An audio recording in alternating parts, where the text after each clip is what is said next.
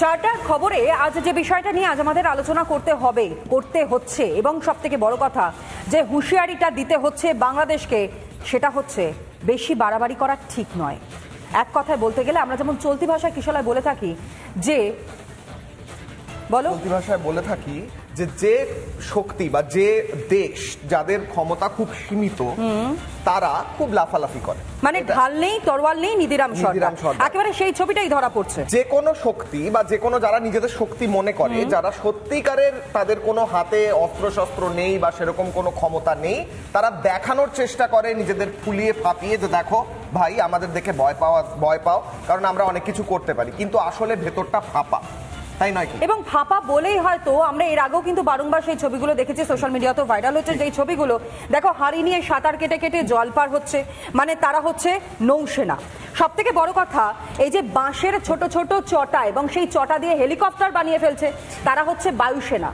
এবং সর্বোপরি এই যে চোরাচালানকারী, যেটা নিয়ে আমরা আজ আলোচনা করব, এই চোরাচালানকারীরা তারা হচ্ছে দেশের নিরাপত্তা এবং সুরক্ষার দায়িত্বে রয়েছে, অর্থাৎ কোথাও গিয়ে বাংলাদেশের সীমান্তরক্ষী বাহিনী হিসাবে নিজেদের আত্মপ্রকাশ নতুন করে হচ্ছে এই চোরাচালানকারীরা।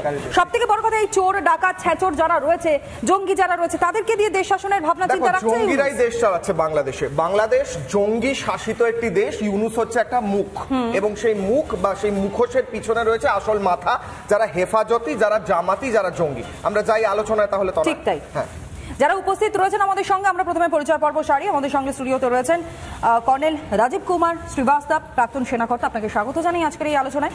আমাদের সঙ্গে রয়েছেন তথাগত রয়, ত্রিপুরার প্রাক্তন রাজ্যপাল, এবং একই সঙ্গে দীপাঞ্জন চক্রবর্তী, এক্স এনএসজি কর্তা। এবং প্রত্যেকের সঙ্গে আমরা আলোচনায় যাব, জানবার চেষ্টা করব পরিস্থিতি বোঝবার চেষ্টা করব। আদৌ বাংলাদেশের যা ব্যবহার, সেই ব্যবহার সামনে আসবার পর কিশলয় যদি আমাদের ভারতের যারা সেনারা, যারা অত্যন্ত ভদ্র, নম্র এবং সহনশীলতার পরিচয় দিয়েছেন, তারা যদি বেঁকে বসতেন তাহলে কি হতো? ঠিক, আমি এই নিয়েই যাব তথাগত বাবুর কাছে। তথাগত বাবু, আপনি ত্রিপুরায় বহুদিন ধরে আপনি রাজ্যপালের দায়িত্ব সামলেছেন এবং আপনি সেখানে দাঁড়িয়ে একদম গ্রাউন্ড রিয়ালিটিটা জানেন। আজকে আমরা ছবি দেখছি বিএসএফ এর বন্দুক টানার চেষ্টা করছে এই ছুঁচো বলবো এদেরকে, ইঁদুর বলবো এদেরকে। বিএসএফ সেখানে আত্মসংযম দেখাচ্ছে। স্যার, আপনাকে আমার সরাসরি প্রশ্ন, আজ বাংলাদেশ কি চাইছে? যুদ্ধ চাইছে? যদি যুদ্ধ হয় তাহলে তোরা গুঁড়িয়ে যাবে। 5 মিনিট টাইম লাগবে দাদা। কি চাইছে বাংলাদেশ?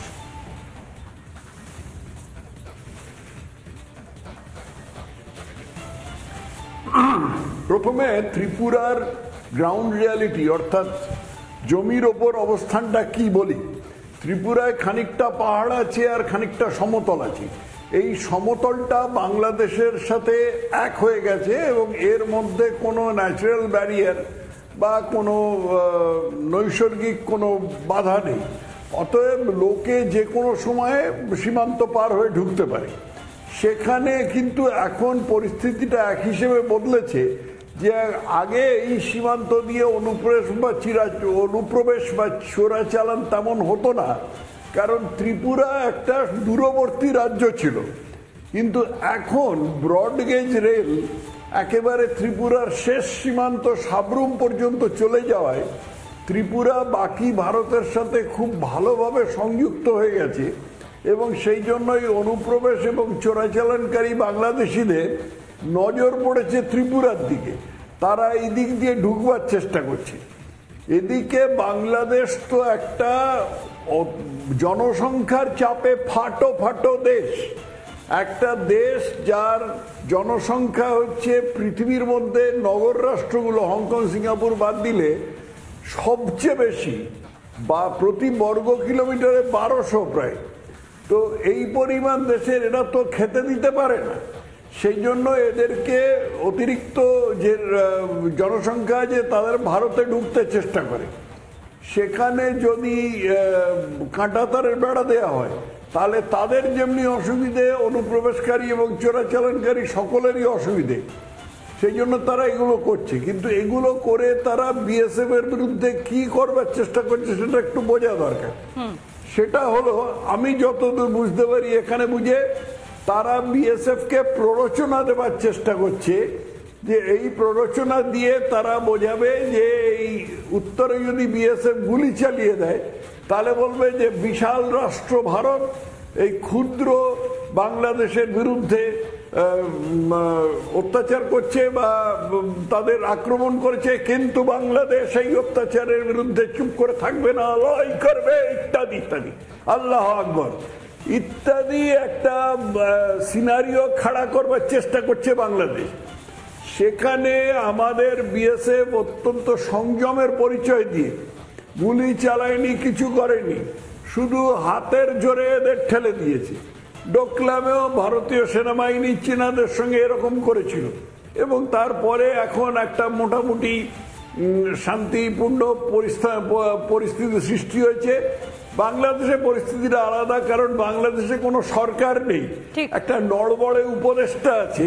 সেই নড়বড়ে উপদেষ্টা বোধহয় নিজের জায়গাটাকে শক্তিশালী করবার চেষ্টা করছে, এবং সেই সব কারণে এই সমস্ত উল্টোপাল্টা কাজ করছে। ঘরে বাইরে উভয় দিকেই চাপটা রয়েছে, সারাশি চাপ আছে বলে কি এহেন যুদ্ধের জিগির তোলা হচ্ছে বলে মনে হয় তথাগত বাবু?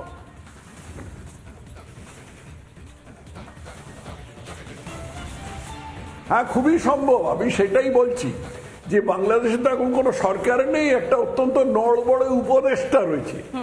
কোন পৃথিবীতে আমরা কখনো শুনেছি যে একটা সরকারের মাথায় হচ্ছে উপদেষ্টা? তিনি কাকে উপদেশ দিচ্ছেন, আর সে উপদেশ যিনি পাচ্ছেন তিনি সেই উপদেশ নিয়ে কি করছেন, এগুলোর কোনো উত্তর নেই। বাংলাদেশে কোনো সরকার নেই। যদি আমরা বলি তথাগত বাবু, তার বিষয়টা হচ্ছে উপদেশ হয়তো তিনি সেই সকল জঙ্গিদের দিচ্ছেন যারা চোরা চালানকারী, সেই সকল চোরচোরটাদের দিচ্ছেন, এবং তিনি মনে করছেন বা আশা রাখছেন যে তারাই হয়তো তাকে বাঁচাবে। কিন্তু সত্যি কি তাই? একটা কথা বলবো, তথাগত বাবু বলছেন উপদেশ কাকে দিচ্ছেন? তথাগত বাবু আসলে তিনি উপদেশ নিচ্ছেন মনে হয় জঙ্গিদের থেকে, নয় কি? উপদেশ নিচ্ছেন। আমি যাবো বাকিদের কাছে। তথাগত বাবু দ্রুত। উপদেশ মনে হয় জঙ্গিদের থেকে নিচ্ছেন ইউনূস।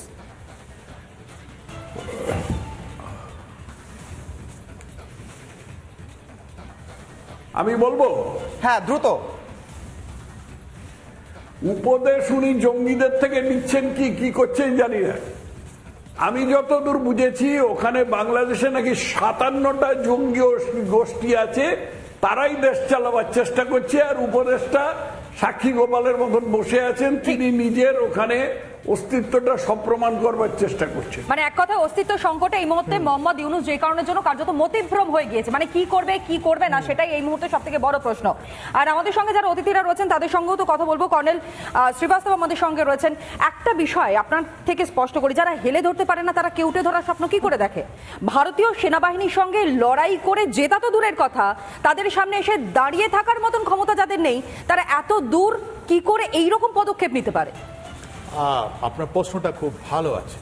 আমার মন খুব কালকে আনন্দ হয়েছে আপনার দুটো এই ইনসিডেন্টটা দেখে। আমার একটা নেশন স্টেট যেটা আমরা বলি, ওর পাওয়ার কি আছে জানে? এটা আমরা ট্রায়াকা বলি। উপরে একটা গভর্নমেন্ট পলিসি, একটা সিকিউরিটি ফোর্স, একটা মানুষ যারা ওর মধ্যে আছে, নাগরিক যারা আছে, এই তিনটে ট্রায়াকা নিয়ে একটা নেশন স্টেটে পাওয়ার এক্সপ্রেস হয়। গতকাল কি দেখলাম আমরা দেখলাম মালদায় মানুষ বলছে ভারত মাতা কি জয়, বলছে জয় শ্রীরাম, ওরা বলছে বন্দে মাতরম, আর বাংলাদেশ বর্ডার গার্ড কে বললো দূর হাঁটো দূর হাঁটো। না, বিজেপির সমস্যাটা কোথায়? যদি কাঁটাতার সেখানে দেওয়া হয়, ফেন্সিং দেওয়া হয়, তাহলে তাদের সমস্যা কোথায়? মানে আমার বাড়ির কোথায় আমি বেড়া দেবো সেটা পর্যন্ত পড়শি দেশ বলে দেবে? অ্যাবসলিউটলি আপনি ঠিক বলছেন, কিন্তু এটা মানুষ, এটা আমাদের ভাবনাটা আপনি বুঝুন, ওটা ইমোশন বুঝুন আপনি। অন্যদিকে বিএসএফ ত্রিপুরায় কি করলো? ওরা ত্রিপুরা বললো আমরা লোকাল ইনসিডেন্টকে আমি ইন্টারন্যাশনাল হতে দেব না, কিন্তু এটা ওয়ার্নিং দিয়ে দিল বাংলাদেশকে। তার মানে আমাদের সিকিউরিটি ফোর্স, আমাদের লোক, ভারতের লোক, ওদের ইমোশনটা মেল আছে, আর আমাদের গভর্নমেন্ট পলিসি শেখ হাসিনাকে না দিয়ে ওরা বললো না না না না আমরা দিচ্ছি না, ও আমাদের শরণাগত আছে, আমি দিচ্ছি না। তাহলে একটা গভর্নমেন্ট, একটা সিকিউরিটি ফোর্স, একটা আমাদের লোক, এইটাই তো নেশন স্টেট, এইটা তো ট্রায়াকা, আর এইটাই দেখাচ্ছে আমাদের পাওয়ার, এইটাই আমাদের পাওয়ার। আমি খুব আনন্দিত কালকে যে একটা ঘটনাটা হয়েছে, এটা নট অনলি বাংলাদেশ, সব স্টেট গুলো, সব রাজ্যগুলো, সব নেশন গুলোকে আমরা মেসেজ দিয়েছি, as a nation we are one.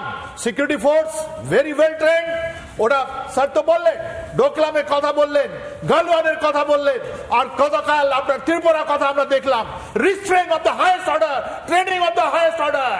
আমরা নিরীহ মানুষের উপর গুলি চালাই না।